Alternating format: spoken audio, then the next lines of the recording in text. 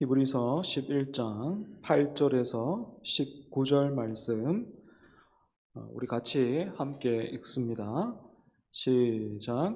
믿음으로 아브라함은 부르심을 받았을 때에 순종하여 장래의 유업으로 받을 땅에 나아갈새 갈 바를 알지 못하고 나아갔으며 믿음으로 그가 이방의 땅에 있는 것 같이 약속의 땅에 거류하여 동일한 약속을 유업으로 함께 받은 이삭 및 야곱과 더불어 장막에 거하였으니 이는 그가 하나님이 계획하시고 지으실 터가 있는 성을 바랐음이라. 믿음으로 사라 자신도 나이가 많아 단산하였으나 잉태할 수 있는 힘을 얻었으니 이는 약속하신 이를 미쁘신 줄 알았음이라. 이러므로 죽은 자와 같은 한 사람으로 말미암아 하늘의 허다한 별과 또 해변의 무수한 모래와 같이 많은 후손이 생육하였느니라.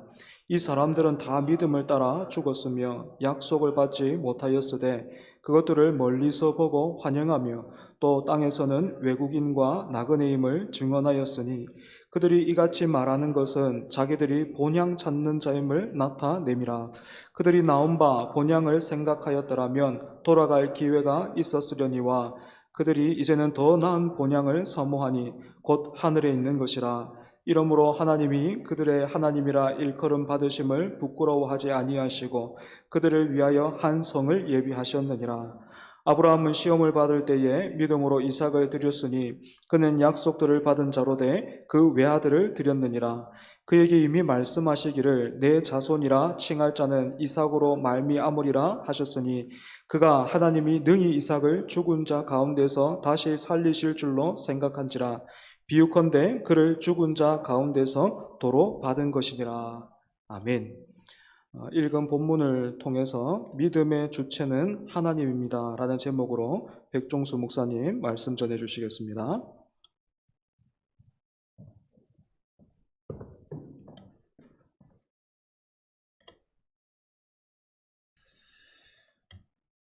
오늘도 우리가 함께 나눌 이 말씀이 저와 여러분의 심령 가운데 잘 뿌려져서 30배, 60배, 100배의 그 풍성한 결실로 열매 맺을 수 있기를 간절히 바랍니다. 우리는 지난 시간에 우리의 신앙에서 이 가장 중요한 요소 중에 하나라고 할 수 있는 이 믿음에 대해서 또 함께 나눌 수 있는 그런 시간을 가졌습니다. 특별히 그 믿음장이라고 불리우는 히브리서 11장 이 본문으로 들어서면서 믿음은 무엇인가, 그리고 믿음의 본질은 무엇인가에 대해서 함께 살펴보았습니다. 유명한 구절이었는데요. 믿음은 바라는 것들의 실상이요 보이지 않는 것들의 증거니. 이 말인즉슨 믿음이란 구원이 실제 우리의 삶 가운데 이루어질 것을 확신하는 것이다, 그렇게 말을 할 수 있습니다. 이 믿음이라고 하는 것은 어떤 심리적인 확신 정도가 아니기 때문에 마음에서 끝나는 것이 아니라 우리로 하여금 행동하게 만듭니다. 해서 여러 가지 고난과 환난 가운데서도 그것을 버텨내고 또 견뎌내게 만드는 것이죠. 우리의 믿음의 선배들은 구원을 바라며 그것을 확신하며 살았기 때문에 그러한 삶을 통해서 하나님께 인정받는 삶을 살아냈습니다. 하나님이 말씀으로 온 우주 만물을 창조하셨고 또 여전히 일하고 계시는 그 사실을 믿었기 때문에 그렇게 버텨내면서 살아낼 수 있었던 것입니다. 그렇게 살아냄으로 하나님께 인정받았던 대표적인 인물 3명을 우리가 지난 시간에 살펴보았는데요. 아벨, 그리고 에녹, 노아, 이렇게 3사람이었습니다. 아벨은요, 더 나은 제사로 하나님께 인정을 받았고요. 에녹은 하나님과 동행함으로 하나님을 기쁘시게 하는 자, 그렇게 인정을 받았습니다. 또 노아는요, 하나님을 두려워함으로 하나님의 경고를 경외했고 또 그 하나님의 명령에 순종했기 때문에 믿음을 따르는 의의 상속자가 되었습니다. 이 사람들은요, 보이는 것이 아닌 보이지 않지만 분명히 계시는 그 하나님의 존재와 또 그분이 하나님을 찾는 자들에게 상 주시는 이심을 믿었기 때문에 그렇게 하나님으로부터 인정을 받았던 것입니다. 이제 이 3사람을 이어서 어쩌면 기독교 역사에서 또는 유대교와 초대교회에서 가장 이상적인 믿음의 모범으로 불리우는 아브라함이라는 사람에 대해서 함께 나눠보고자 합니다. 오늘 우리가 읽은 본문은요, 크게 3 부분으로 나눌 수 있는데요.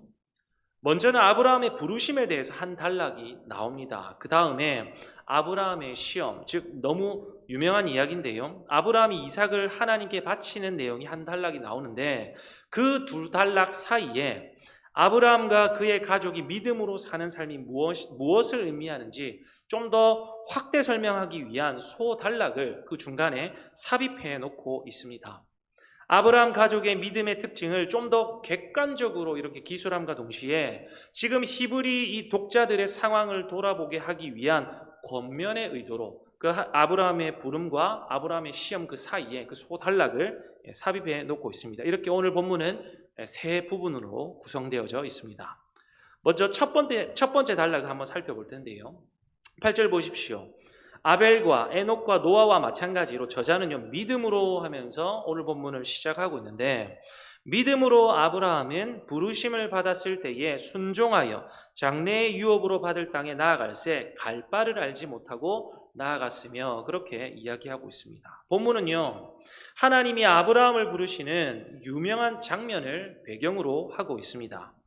그러니까 이 아브라함의 이 믿음의 여정은요 하나님이 그에게 당신을 계시하시는 것으로부터 출발하게 되는 것입니다. 자, 그런데 그런 아브라함의 믿음의 특징은 무엇이겠습니까? 바로 순종하는 것입니다. 즉 행동하는 믿음이었다라는 것입니다. 오늘 본문 보니까요 나아갈새 그리고 나아갔으며 그렇게 되어 있는데요. 아브라함은 하나님의 부르심, 즉 계시가 임했을 때에 순종함으로 유업으로 받을 그 땅을 향해서 나아갔습니다. 그런데 본문이 중요한 말을 하고 있습니다. 나아가긴 했는데 아브라함이 갈 바를 알지 못하고 나아갔다. 그렇게 기록을 하고 있습니다. 이 아브라함의 믿음을 좀 더 돋보이게 해주는 본문이라고 말을 할 수 있겠는데요. 창세기 12장 7절에 근거하면 아브라함은요 가나안 땅에 도착한 이후에야 여기가 하나님께서 약속하신 땅이구나 하는 것을 알게 되었던 것으로 보입니다. 여기서 아브라함 믿음의 이 미래적인 특징이 드러나는데요. 그의 믿음은요 하나님께서 약속하신 보이지 않는 장래의 기업이 마침내 실체로 주어질 것을 확신하며 순종하는 행동을 낳은 믿음이었습니다. 1절에서 말한 대로 믿음은 바라는 것들의 실상이요 보이지 않는 것들의 증거니 그렇게 말을 했던 것처럼 아브라함은 미래에 받게 될 실체를 확신했기 때문에 어떻게 했습니까? 순종하고 그렇게 행동하게 된 것입니다. 자, 그렇다고 한다면 이 아브라함의 이야기를 듣고 있는 히브리 독자들은 현재 이 아브라함보다 훨씬 더 나은 조건 하에 있습니다. 그들은요 예수님을 통해서 그들에게 주어진 특권 덕분에 자신들이 어디로 가는지 곧 그들이 받을 기업이 무엇인지를 분명히 알고 있었습니다. 그것이 무엇입니까? 바로 하나님께서 주시는 영원한 구원입니다. 사랑하는 여러분, 히브리 독자들도 그리고 저와 여러분도 예수님을 통해서 우리의 부르심은 너무나도 선명해졌고요. 우리가 가야 할 곳도 우리가 바라보아야 할 곳도 너무 분명해졌습니다. 때문에 우리에게 필요한 것은 믿음으로 그분의 부르심 앞에 순종하는 것, 바로 그것이 필요한 것이지요. 하나님께서 말씀하실 때에, 하나님께서 부르실 때에 예 주님 제가 순종하겠습니다. 예 주님 제가 그렇게 하겠습니다 하는 그 신실함이 저와 여러분 모두에게 필요한 것입니다. 때론 저와 여러분에게 갈 바를 알지 못하는 그런 막막한 상황이 펼쳐진다 할지라도 우리 주님께서 부르시면 주님이 인도하시면 기꺼이 즐거이 순종할 수 있는 그런 믿음이 필요한 것입니다. 두 번째로요, 아브라함이 보여준 그 믿음의 특징, 그것을 한번 살펴볼 텐데요. 9절과 10절을 다시 한번 살펴보면 아브라함은요, 믿음으로 약속의 땅에 거류하면서 마치 이방 땅에 있는 것 같이 자녀들과 장막에 머물렀습니다. 약속의 땅으로 들어오기는 들어왔는데 마치 나그네나 이방인처럼 살았다는 말입니다. 이것은 무슨 뜻일까요? 가나안 땅이 하나님께서 약속하신 땅이기는 했지만 가나안 땅 자체가 하나님이 말씀하신 기업의 그 궁극적인 목표가 아니었다라는 것을 말해주고 있습니다. 사랑하는 여러분, 아브라함이 자손들인 이삭과 또 야곱과 왜 이방인처럼 장막에 거하면서 살았겠습니까? 10절 말씀을 한번 보십시오. 이는 그가 하나님이 계획하시고 지으실 터가 있는 성을 바랐습니다. 이 말은요, 친히 하나님이 설계자가 되시고 건축자가 되셔서 우리를 위해 예비하실 하늘 도성을 의미하는 것입니다. 아브라함은요, 바로 우리의 본향이라고 할 수 있는 하늘 도성이 약속의 궁극적인 목표인 줄을 알았기 때문에 이 땅에 초점을 맞추고 살지 않았던 것입니다. 아직 내가 있어야 할 본향에 있지 않다는 것을 알았기 때문에 그는 이 땅에서, 가나안 땅에서 장막에 거하면서 머물렀던 것이죠. 사랑하는 여러분, 아브라함은 이처럼 하나님의 약속이 현 세상에서 눈에 보이는 땅으로 드러나기를 기대한 것이 아니지요. 장래의 궁극적인 기업으로 주어질 것을 기대하면서 평생을 살아갔습니다. 사랑하는 여러분, 저는요, 이 아브라함의 믿음이 참 부럽습니다. 사실 아브라함의 이 나그네 된 삶, 여러분들은 좋아 보이십니까? 나그네 된 이 삶이, 장막에 거하는 그 삶이 여러분들은 멋져 보이십니까? 오늘날 이 세상이 추구하고 있는 이 안정된 삶과는 너무 멀어 보이지는 않습니까? 제가 이제 교회 앞으로 이사 온 지가 한 달이 조금 넘었는데요.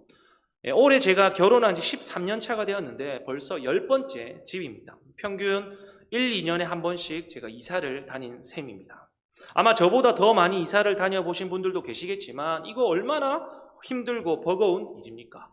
이사를 하고 나서도 또다시 떠날 것을 걱정해야 하는 그 나그네 된 삶이 목사의 숙명이다라고 말을 한다면 제가 할 말은 없겠지만 이 얼마나 버거운 일이던지요. 하나님의 부르심입니다. 하나님의 인도하심입니다라는 그 사실에는 전혀 의심의 여지가 없기는 하지만 그렇다고 힘들지 않은 것은 아니더라고요. 그럼에도 불구하고 제가 한 가지 간절히 바라는 것은 무엇이냐면 저와 여러분 모두에게 우리가 궁극적으로 가야 할 본향이 있음을 알기에 이 땅에서 이 나그네 같은 삶에도 하나님께서 주시는 그 참된 평안과 기쁨이 넘치기를 간절히 바랍니다. 이제 우리는요, 아브라함의 아내 누굽니까? 사라의 믿음을 한번 살펴보도록 하겠습니다. 11절을 보면요, 믿음으로 사라 자신도 나이가 많아 단산하였으나 잉태할 수 있는 힘을 얻었으니 이는 약속하신 이를 미쁘신 줄 알았습니다. 그렇게 기록하고 있습니다. 창세기를 열심히 읽어본 분이라면 이 구절에서 부딪히지 않을 수가 없을 것입니다. 우리는요, 이미 사라가 하나님이 아들을 약속하셨을 때에 피식 웃었던 그 사실을 잘 알고 있습니다. 창세기 18장에 보면요, 하나님이 아브라함에게 내년 이맘때에 네 아내 사라에게 아들이 있을 거야 그렇게 말씀을 하시는데요, 사라가 장막문 뒤에서 엿듣고 있다가 속으로 웃으면서 내가 노쇠하였고 내 주인도 늙었으니 내게 무슨 즐거움이 있으리요 하면서 속으로 생각을 했죠. 하나님이요, 사라가 왜 웃냐 그렇게 하니까 두려워서요, 내가 웃지 않았습니다 그렇게 부인까지 했습니다. 사라는 하나님의 약속을 기쁨으로 받아들이기보다는 비판적으로 웃어 넘겼습니다. 때문에 그녀를 믿음의 모습으로 보기에는 다소 무리가 있어 보이지요. 히브리서 저자는 왜 굳이 이 사라를 믿음의 모범으로 그렇게 제시를 했겠습니까?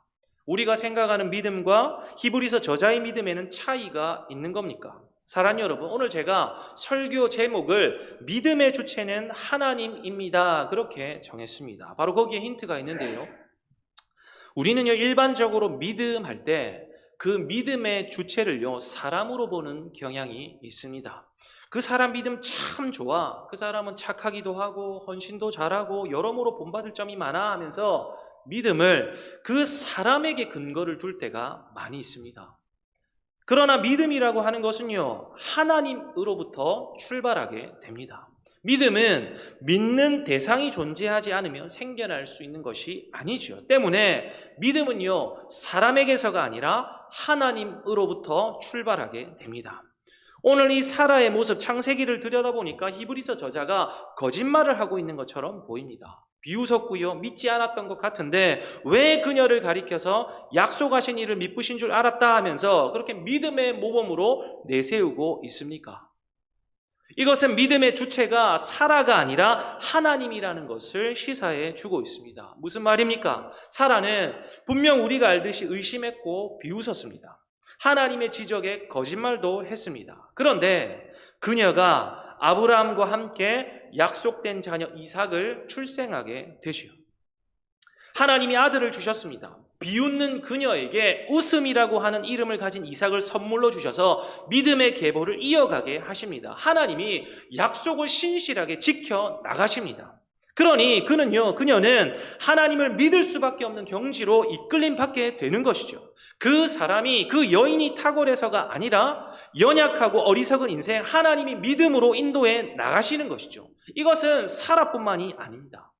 제가 먼저 아브라함 이야기를 하면서 갈 바를 알지 못하고 나아간 아브라함, 제가 멋있게 소개를 해드렸고요.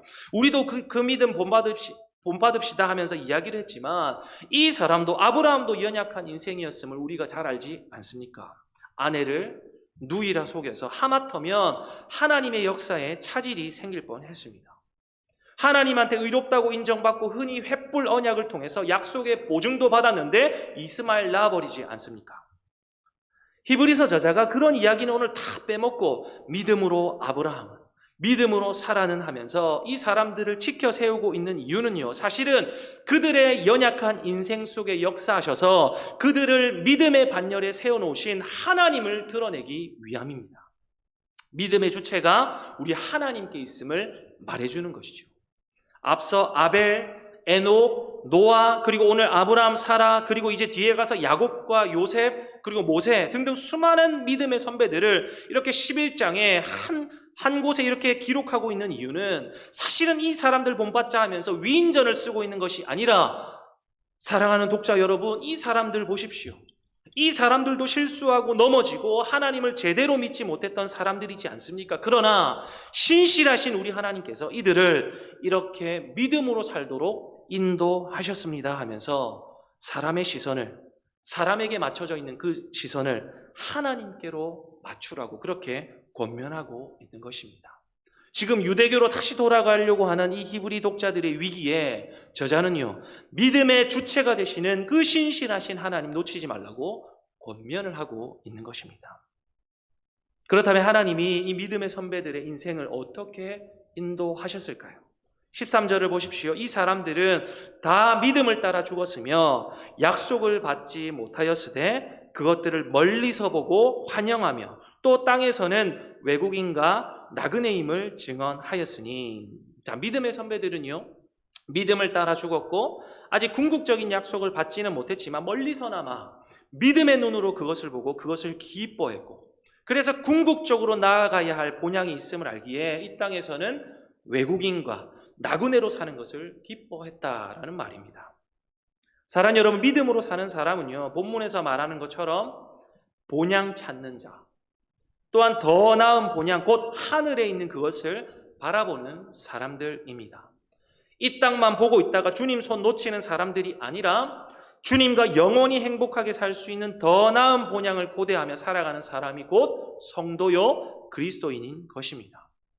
그리고 이렇게 이 땅에서 믿음으로 나그네 된 삶을 살아가는 사람에게 임하는 복이 있습니다. 그 복이 무엇이겠습니까? 하늘에 더 큰 집 마련해 주시겠습니까? 어릴 때 그런 설교 많이 들었습니다. 이 땅에서 열심히 신앙생활하면 하늘나라에서 집 평수가 달라진다라는 그런 설교 많이 들었습니다. 이 땅에서 한 거 없으면 천국 가서도 개털모자 쓴다는 말 많이 듣고 자랐는데요. 오늘 본문은요, 이렇게 말을 하고 있습니다. 16절 하반절을 한번 보십시오. 이러므로 하나님이 그들의 하나님이라 일컬음 받으심을 부끄러워하지 아니하시고 그들을 위하여 한 성을 예비하셨느니라. 사랑하는 여러분, 구약 성경에 보면요, 아브라함의 하나님, 이삭의 하나님, 야곱의 하나님이라는 표현이 자주 등장을 하고 있습니다. 우리 하나님은 그렇게 불리시는 것을 부끄러워하지 않으십니다. 백종수의 하나님, 그리고 여러분 이름의 하나님, 그렇게 불리시는 것을 부끄러워하지 않으신다는 것은요, 그만큼 우리의 아버지가 되어주신다는 그 사실이 하나님 당신에게는 큰 기쁨이다라는 뜻입니다. 예수님도요, 히브리서 2장 11절에 가보면 성도들을요 어떻게 부르냐면 나의 형제들 그렇게 부르십니다. 거룩하게 하시는 이와 거룩하게 함을 입은 자들이 다 한 근원에서 났다라고 하시면서 형제라 부르시기를 부끄러워하지 않는다, 그렇게 예수님께서 말씀을 하십니다. 사랑하는 여러분, 이것이 성도된 저와 여러분에게 임한 진짜 복 중의 복인 줄로 믿습니다.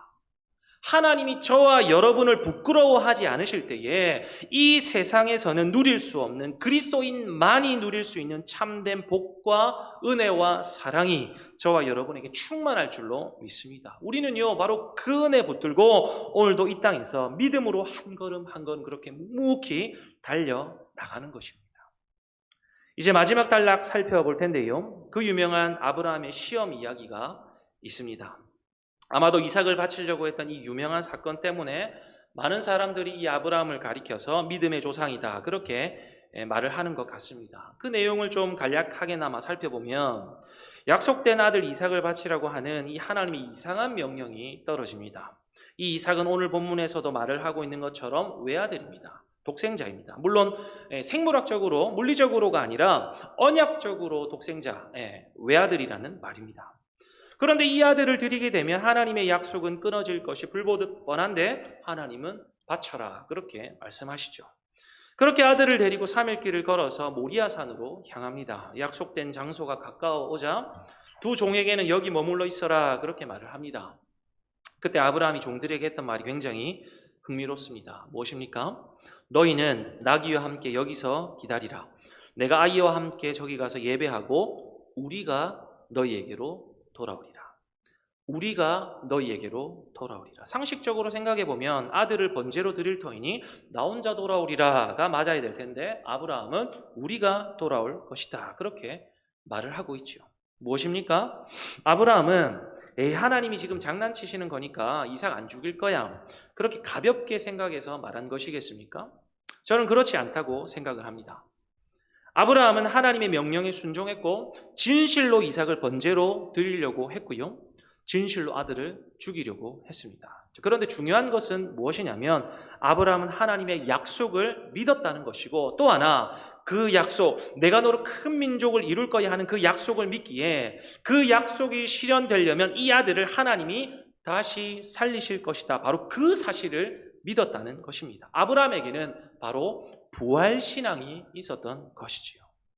죽은 자나 다름없는 자신에게서 생명이 태어난 것을 이미 경험했던 아브라함은 설령 이삭이 제물로 드려져서 죽는다 하더라도 하나님께서 다시 일으키셔서 당신의 약속을 신실하게 성취할 것이라는 그러한 결론에 도달했던 것입니다. 이 믿음이 우리가 돌아올 거야 그렇게 말할 수 있었던 이유인 것이죠. 사랑하는 여러분, 믿음의 사람은요 하나님의 약속이 죽음에 의해서도 꺾이지 않는다는 사실을 확신하게 됩니다. 이어서 나오게 되는 야곱도 또 요셉도 바로 그러한 믿음으로 살아냈습니다. 특히 이집트에서 한평생을 살았던 요셉이지만 자신의 유언에서 자기가 죽고 나면 내 유고를 이집트가 아니라 가나안 땅에 가지고 갈 것을 명령했습니다.